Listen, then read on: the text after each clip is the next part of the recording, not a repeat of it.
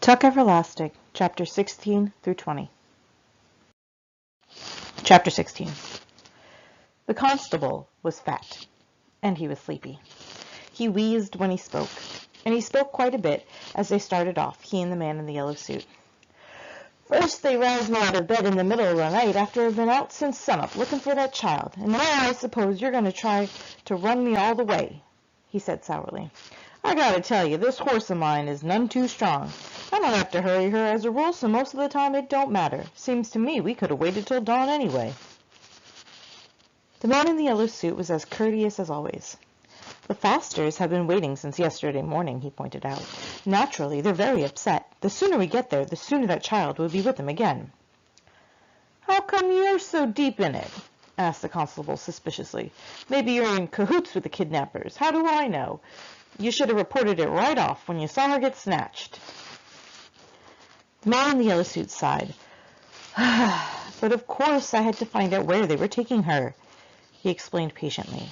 "I came right back after that, and the Fosters are friends of mine. They've sold me their wood." The constable's eyes went round. "I'll be," he said. "What do you even know about that? I didn't suppose they'd ever do a thing like that, friend or no friend. They're the first family round here, you know. Proud as peacocks, all of them. Family proud, and land proud, too. But they sold off, did they? Well, well." And he whistled in amazement. They thumped along in silence for a while, out around the wood and across the starlit meadow. Then the constable yawned deeply and said, "You ready to tell me how long this is going to take? How far we got to go?" 20 miles north," said the man in the yellow suit. The constable groaned. "Ugh, 20 miles!" He shifted the shotgun that rested across his saddle and groaned again. "Ugh, clear up in the foothills?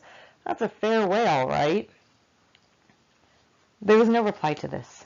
The constable ran his fingers down the gleaming barrel of the shotgun. Then he shrugged and slumped a little in the saddle.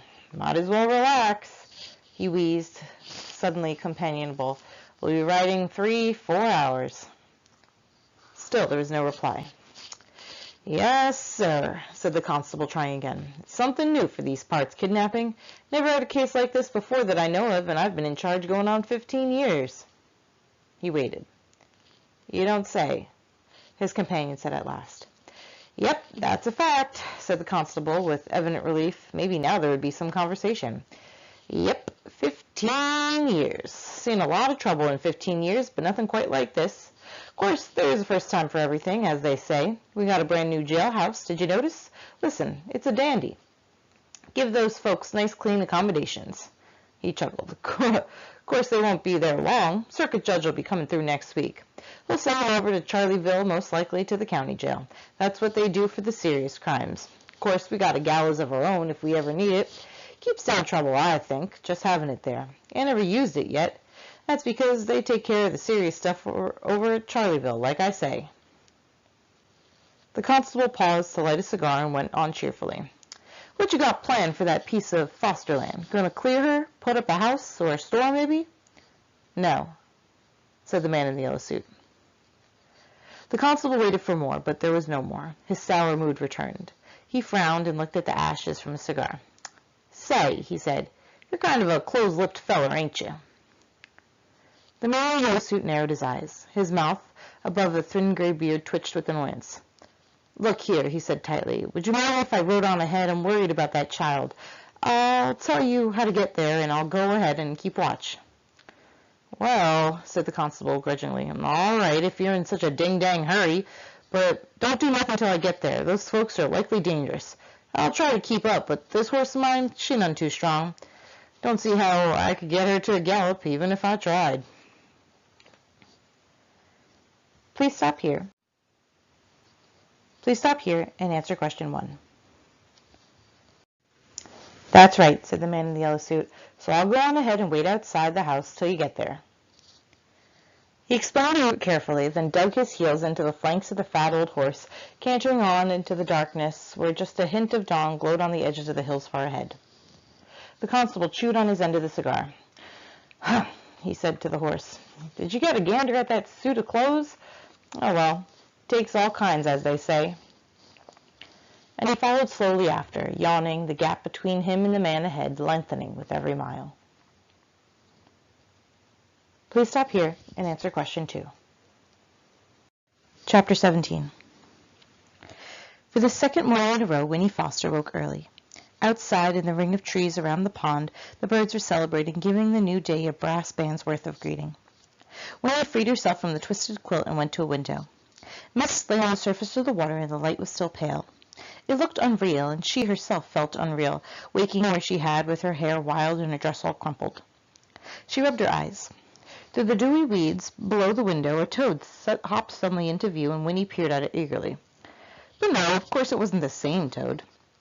Remembering that other toad, her toad, she thought now almost fondly. It seemed to her that she had been away from home for weeks. Then she heard a step down the loft stairs and thought, "Jessie!" At once her cheeks flamed. But it was Miles. He came into the parlor, and when he saw that she was up, he smiled and whispered, "Good, you're awake. Come on, you can help me catch some fish for breakfast." This time, Winnie was careful not to make a noise when she climbed into the rowboat. She made her way to the seat in the stern, and Miles handed her 2 old cane poles. "Watch out for the hooks," he warned, "and a jar of bait, pork fat cut into little pieces." A big brown night moth fluttered from under the oar blades propped beside her on the seat and wobbled off toward nowhere through the fragrant air. And from the bank something plopped into the water. A frog. Winnie caught just a glimpse of it as it scissored away from the shore. The water was so clear she could see tiny brown fish near the bottom flicking this way and that. Miles pushed the rowboat off and sprang in, and soon they were gliding up toward the near end of the pond, where the water came in from the stream. The locks grated as the oars dipped and swung, but Miles was skillful. He rowed without a single splash. The dripping from the blades as they lifted sent rows of overlapping circles spreading silently behind them. It was very peaceful. "They'll take me home today," thought Winnie. She was somehow certain of this, and began to feel quite cheerful. She had been kidnapped, but nothing bad had happened, and now it was almost over. Now, remembering the visits of the night before, she smiled and found that she loved them, this most peculiar family. They were her friends, after all, and hers alone. "How'd you sleep?" Miles asked her. "All right," she said. "That's good. I'm glad. Have you been fishing before?" "No," she told him. "You'll like it. It's fun." And he smiled at her. The mist was lifting now as the sun poked up above the trees and the water sparkled. Miles guided the rowboat near a spout where lily pads lay, like upturned palms on the surface. "We'll let her drift somewhere here," he said. "There'll be trout down in those weeds and stems. Here, give me the poles and I'll bait the hooks for us." Winnie sat watching him as he worked. His face was like Jessie's, and yet not like. It was thinner, without Jessie's rounded cheeks, and paler, and his hair was almost straight, clipped neatly below the ears. His hands were different, too, the fingers thicker, the skin scrubbing-looking, but black at the knuckles and under the nails. Winnie remembered then that he worked sometimes as a blacksmith, and indeed his shoulders, under his threadbare shirt, were broad and muscled. He looked solid, like an oar, whereas Jessie, well, she decided, Jessie was like water, thin and quick. Miles seemed to sense that she was watching him. He looked up from the bait jar, and his eyes, returning to her gaze, were soft. "Remember I told you I had 2 children?" he asked. "Well, one of them was a girl. I took her fishing, too." His face clouded then, and he shook his head. "Her name was Anna. Lord, how sweet she was, that child. It's queer to think she'd be close to 80 now, if she's even still alive, and my son, he'd be 82. Winnie looked at his young, strong face, and after a moment she said, "Why didn't you take them to the spring and give them some of the special water?" "Well, of course, we didn't realize about the spring while we was still on the farm," said Miles. "Afterwards I thought about going to find them. I wanted to, heaven knows, but, Winnie, how would it have been if I had? My wife was nearly 40 by then, and the children, well, what was the use? They'd have been nearly growed themselves. They'd have a pa close to the same age they was. No, it'd all have been so mixed up and peculiar, it just wouldn't have worked. Then Pa, he was dead set against it anyway. The fewer people know about the spring, he says, the fewer there are to tell about it.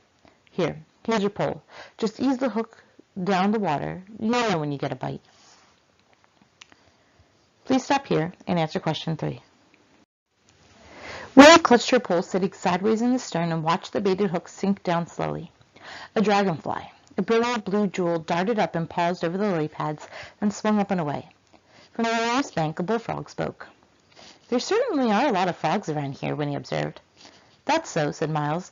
"They'll keep coming, too, long as the turtles stay away. Snappers now, they'll eat a frog soon as they look at 'em." Winnie thought about the perils to the frogs and sighed. "It'd be nice," she said, "if nothing ever had to die." "Well, no, I don't know," said Miles. "If you think on it, you'd come to see there'd be so many creatures, including people, we'd all be squeezed in right up next to each other before long." Winnie squinted at her fishing line and tried to picture a teeming world. She said, "Yeah, I guess you're right." Suddenly the cane pole jerked in her hands and bent into an arc, its tip dragged down nearly to the water's surface. Winnie held on tight to the handle, her eyes wide. "Hey!" cried Miles. "Look there, you got a bite. Fresh trout for breakfast, Winnie." But just as suddenly the pole whipped straight again and the line went slack. "Shucks," said Miles, "it got away." "I'm kind of glad," Winnie admitted, easing her rigid grip on the butt of the pole. "You fish, Miles. I'm not so sure I want to." And so they drifted for a little longer. The sky was blue and hard now, the last of the mist dissolved, and the sun, stepping higher above the trees, was hot on Winnie's back. The first week of August was reasserting itself after a good night's sleep. It would be another searing day. A mosquito appeared and sat down on Winnie's knee. She slapped at it absently, thinking about what Miles had said. If all the mosquitoes lived forever, and if they kept on having babies, it would be terrible. The Tucks were right. It was best if no one knew about the spring, including the mosquitoes. She would keep the secret. She looked at Miles, and then she asked him, "What will you do if you got so much time?" "Someday," said Miles, "I'll find a way to do something important." Winnie nodded. That was what she wanted. "The way I see it," Miles went on, "it's no good hiding yourself away like Pa and lots of other people, and it's no good just thinking of your own pleasure either. People got to do something useful if they're going to take up space in the world." "But what will you do?" Winnie persisted. "I don't know yet," said Miles. "I ain't had no schooling or nothing, and that makes it harder." Then he set his jaw and added, "I'll find a way, though. I'll locate something." Winnie nodded. She reached out and ran her fingers across a lily pad that lay on the water beside the boat. It was warm and very dry like a blotter, but near its center was a single drop of water, round and perfect. She touched the drop and brought her finger back wet, but the drop of water, though it rolled a little, remained as round and perfect as before. And then Miles caught a fish. There it flopped in the bottom of the boat, its jaw working, its gills fanning rapidly. Winnie drew up her knees and stared at it. It was beautiful, and horrible, too, with gleaming rainbow-colored scales and an eye like a marble beginning to dim even as she watched it. The hook was caught in its upper lip, and suddenly Winnie wanted to weep. "Put it back, Miles," she said, her voice dry and harsh. "Put it back right away." Miles started to protest, and then, looking at her face, he picked up the trout and gently worked the barbed hook free. "All right, Winnie," he said. He dropped the fish over the edge of the boat. It flipped its tail and disappeared under the lily pads. "Will it be all right?" asked Winnie, feeling foolish and happy both at once. "It will be all right," Miles reassured her. And then he said, "People got to be meat-eaters sometimes, though. It's the natural way, and that means killing things." "I know," said Winnie weakly, "but still." "Yes," said Miles, "I know." Please stop here and answer question 4. Chapter 18. And so there were flapjacks again for breakfast, but no one seemed to mind. "Didn't get a bite, eh?" said May.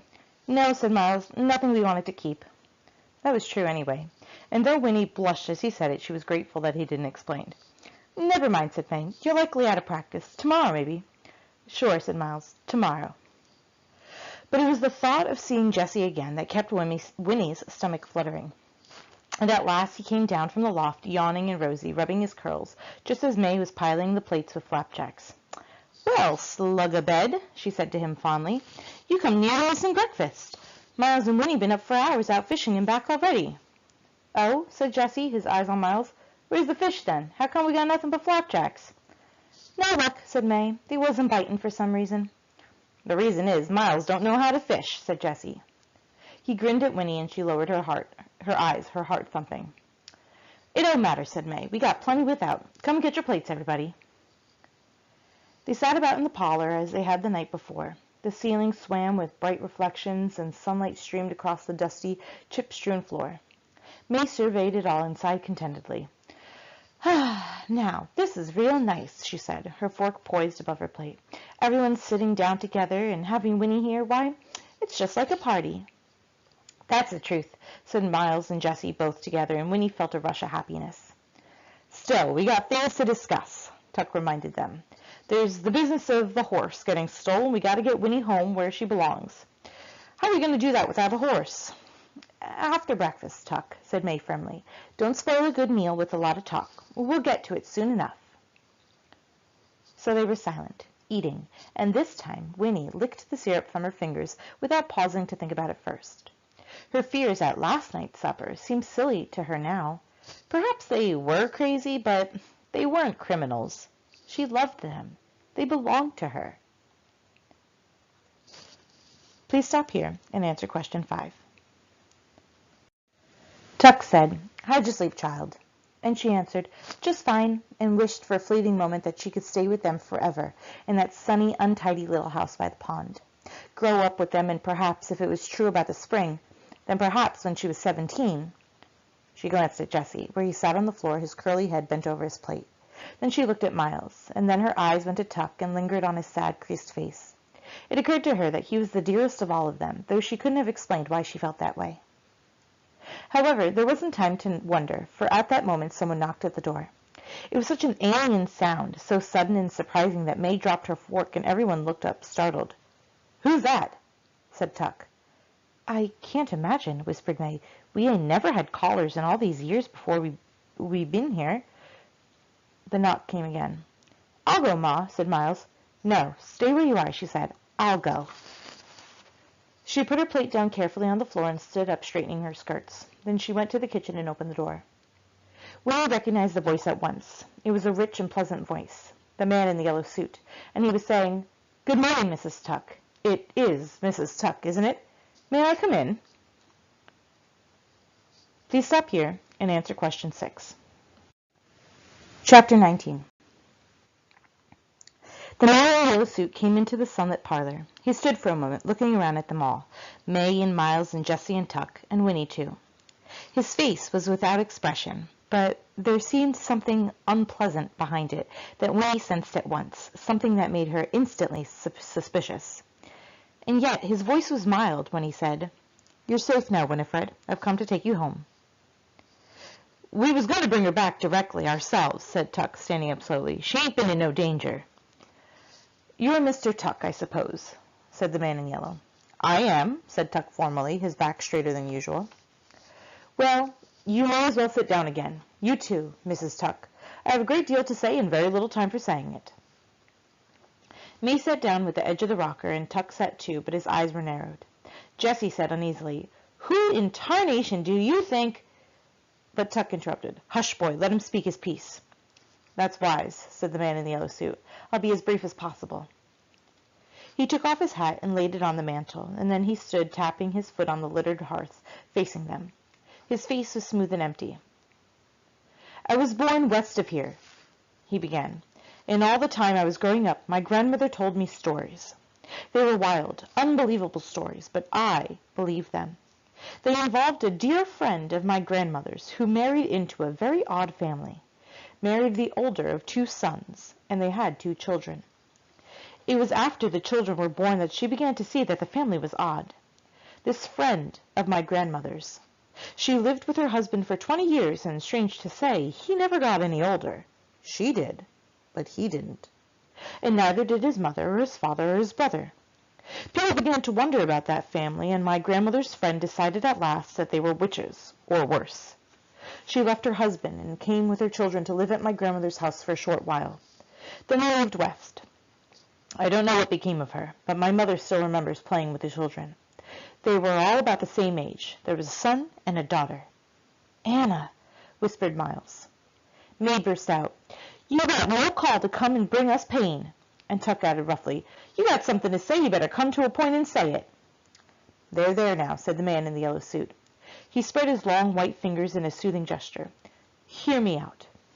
As I've told you, I was fascinated by my grandmother's stories. People who never grew older. It was fantastic. It took possession of me. I decided to devote my life to finding out if it could be true, and if so, how and why. I went to school. I went to a university. I studied philosophy, metaphysics, even a little medicine. None of it did me any good. Oh, there were ancient legends, but nothing more. I nearly gave it up. It began to seem ridiculous, a waste of time. I went home. My grandmother was very old by then. I took her present one day, a music box, and when I gave it to her, it reminded her of something. The woman, the mother of the family that didn't grow old, she had a music box. May's hand went to the pocket of her skirt. Her mouth opened and she shut it again with a snap. That music box played a very particular tune, the man in the yellow suit went on. My grandmother's friend and her children, Anna, was that the daughter's name? They had heard it so often that they knew it by heart. They taught it to my mother during the short time they lived at the house. We talked about it then, all those years afterward, my mother, my grandmother, and I. My mother was able to remember the melody, finally. She taught it to me. That was nearly 20 years ago now, but I keep it in my head. It was a clue. The man in the yellow suit folded his arms and rocked a little. His voice was easy, almost friendly. During those 20 years, he said, I worked at other things, but I didn't forget the tune or the family that didn't grow older. They haunted my dreams. So a few months ago, I left my house and I started out to look for them, following the route they said to have taken when they left their farm.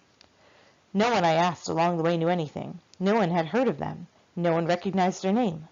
But 2 evenings ago, I heard that music box. I heard that very tune, and it was coming from the Foster's wood. And the next morning early, I saw the family at last, taking Winifred away. I followed and heard their story, every word. Please stop here and answer question 7. May's face drained of color. Her mouth hung open, and Tuck said hoarsely, What are you going to do? The man in the yellow suit smiled. The Fosters have given me the wood, he said, in exchange for bringing Winifred home. I was the only one who knew where she was, you see, so it was a trade. Yes, I followed you, Mrs. Tuck, and then I took your horse and went directly back. The tension in the parlor was immense. Winnie found that she could scarcely breathe. It was true, then, or was the man who stood there crazy, too? Horse thief! Cried Tuck. Get to the point. What are you going to do? It's very simple, said the man in the yellow suit, and as he said this, the smoothness of his face began to loosen a little. A faint flush crept up his neck, and the pitch of his voice lifted, became a fraction higher. Are they magnificent things? It's very simple. The wood and the spring belong to me now. He patted his breast pocket. I have a paper here all signed and legal to prove it. I'm going to sell the water, you see. You can't do that, roared Tuck. You got to be out of your mind. The man in the yellow suit frowned. But I'm not going to sell it to just anybody, he protested. Only to certain people, people who deserve it. And it will be very, very expensive, but who wouldn't give a fortune to live forever? I wouldn't, said Tuck grimly. Exactly, said the man in the yellow suit. His eyes glowed. Ignorant people like you should never have the opportunity. It should be kept for certain others, and for me. However, since it's already too late to keep you out, you may as well join me in what I'm going to do. You could show me where the spring is and help me to advertise. We'll set up demonstrations. You know, things that would be fatal to anybody else but won't affect you in the least. I'll pay for your assistance, of course. It won't take long for the word to spread, and then you can go your way. Well, what do you say? Jessie said dully, Freaks. You want us to be freaks in a patent medicine show. The man in the yellow suit raised his eyebrows, and a nervous petulance came into his voice. Of course, if the idea doesn't appeal to you, he said, blinking rapidly, you needn't be in on it. I can find the spring and manage just as well without you. But it seemed the gentlemanly thing to make the offer. After all, he added, looking around at the cluttered room, it would mean you could afford to live like people again instead of pigs. And that was when the tension burst. For all 4 Tucks sprang to their feet at once, while Winnie, very frightened, shrank back to her chair. Tuck cried, You're a madman! Oh, Lily! You can't let no one know about the water. Don't you see what would happen? Please stop here and answer question 8. I've given you your chance, shrilled the man in the yellow suit, and you've refused it. He seized Winnie roughly by the arm and dragged her up out of the chair. I'll take the child and be on my business. Tuck began to rave now, his face stretched with horror. Madman! He shouted. And Miles and Jessie began to shout too. They crowded after as the man in the yellow suit dragged Winnie through the kitchen to the door. No, she was screaming, for now at last she hated him. I won't go with you. I won't. But he opened the door and pushed her out in front of him. His eyes were like blind fire spots. His face was twisted. Then the shouting behind them stopped abruptly, and in the midst of the sudden silence came May's voice, flat and cold. "You leave that child be," she said. Winnie stared. May was standing just outside the doorway. She held Tuck's long-forgotten shotgun by the barrel like a club. The man in the yellow suit smiled a ghastly smile. "I can't think why you're so upset. Did you really believe you could keep the water for yourselves? Your selfishness is really quite extraordinary, and worse than that, you're stupid. You could have done what I'm about to do long ago. Now it's too late. Once Winifred drinks some of the water, she'll do just as well for my demonstrations. Even better. Children are much more appealing anyway, so you may as well relax. There's nothing you can do to stop me." But he was wrong. May lifted the shotgun. Behind her, Miles gasped, "Ma, no!" But May's face was dark red. "Not Winnie," she said between clenched teeth. "You ain't going to do a thing like that to Winnie, and you ain't going to give out the secret." Her strong arm swung the shotgun around her head like a wheel. The man in the yellow suit jerked away, but it was too late. With a dull cracking sound, the stock of the shotgun smashed into the back of his skull. He dropped like a tree, his face surprised, his eyes wide open. And at that very moment, riding through the pine trees just in time to see it all, came the Tree Gap Constable. Please stop here and answer question 9. Chapter 20. Winnie was standing with her cheek pressed into Tuck's chest, her arms flung tight around him. She trembled and kept her eyes squeezed shut. She could feel Tuck's breath come and go in little gasps. It was very quiet. The Tree Gap Constable knelt over the sprawled body of the man in the yellow suit, and then he said, "He ain't dead, leastways, not yet." Winnie opened her eyes a crack. She could see the shotgun lying in the grass where May had dropped it. She could see May's hands, too, hanging limp, clenching, then hanging limp again. The sun was scorching hot. Near her ear, a gnat whined. The constable stood up. "What did you hit him for?" he wheezed resentfully. "He was taking the child away," said May. Her voice was dull and exhausted. "He was taking the child against her will." At this the constable exploded. "Dang it, woman! What are you trying to say? Taking the child against her will? That's what you done. You kidnapped that child." Winnie let go of Tuck's waist and turned round. Her trembling had stopped. "They didn't kidnap me," she said. "I came because I wanted to." Behind her, Tuck drew his breath in sharply. "You wanted to?" echoed the constable, his eyes wide in disbelief. "You wanted to?" "That's right," said Winnie unflinchingly. "They're my friends." The constable stared at her. He scratched his chin, eyebrows high, and eased his own shotgun to the ground. Then he shrugged and looked down at the man in the yellow suit who lay motionless on the grass, the sun blazing white on his face and hands. His eyes were closed now, but except for that, he looked more than ever like a marionette flung carelessly into the corner, arms and legs every which way amidst tangled strings. The one glance she gave him fixed his appearance forever in Winnie's mind. She turned her eyes away quickly, looking to Tuck for relief, but Tuck was not looking back at her. Instead, he was gazing at the body of the ground, leaning forward slightly, his brows drawn down, his mouth a little open. It was as if he were entranced, and yes, envious, like a starving man looking through a window at a banquet. Winnie could not bear to see him like that. She reached out a hand and touched him, and it broke the spell. He blinked and took her hand, squeezing it. "Well, anyway," said the constable at last, turning businesslike, "I gotta take charge here. Get this feller into the house before he fries. I'm telling you now, if he don't make it, you're in a pickle, you people. Now, here's what we'll do. You," he said, pointing to May, "you gotta come with me. You and the little girl. You gotta be locked up right away, and the little girl, you gotta get her home. The rest of you stay here with him. Look after him. I'll get back with the doctor quick as I can. Should have brought a deputy, but I didn't expect nothing like this to happen. Well, it's too late now. All right, let's get moving." Miles said softly, "Ma, we'll get you out right away." "Sure, Ma," said Jessie. "Don't worry about me none," said May in the same exhausted voice. "I'll make it out." "Make out?" exclaimed the constable. "You people beat all. If this feller dies, you'll get the gallows. That's what you'll get, if that's what you mean by make out." Tuck's face crumpled. The gallows?" he whispered. "Hanging?" "That's it," said the constable. "That's the law. Now let's get going." Miles and Jessie lifted the man in the yellow suit and carried him carefully into the house, but Tuck stood staring, and Winnie could guess what he was thinking. The constable swung her up onto the horse and directed May to her own saddle, but Winnie kept her eyes on Tuck.